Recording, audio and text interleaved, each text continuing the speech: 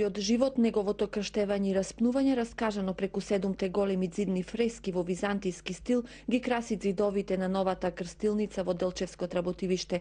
Бојата на фреските се уште не е исушена, а уметникот Ванчо ги исцртува последните црти на лицата од светците.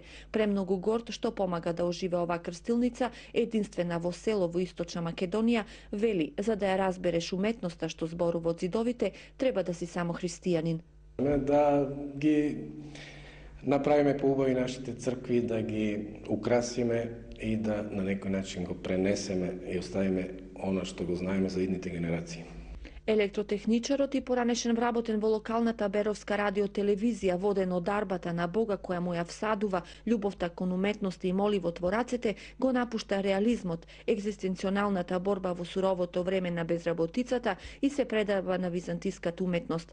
Негови се делата по црквите во Куманово, Берово, Делчево, монахињите од Беровскиот манастир му помагаат да се пронајде во уметноста.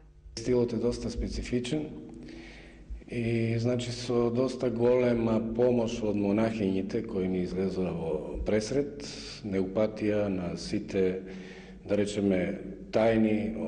Жителите на Тработивиште се посебно горди на својата крстилница, градена од донации на нивни иселеници по Италија и бизнисмени. Тие леле заборавија своето село и ете останува уште само деца да има. Се множат дечиња повеќе да има, младите да си остануваат во селото. Во овие 2 години, откако изградена крстилницата, во неа се крстени само 2 деца. Првото бебе беше Александар, роден во Лондон.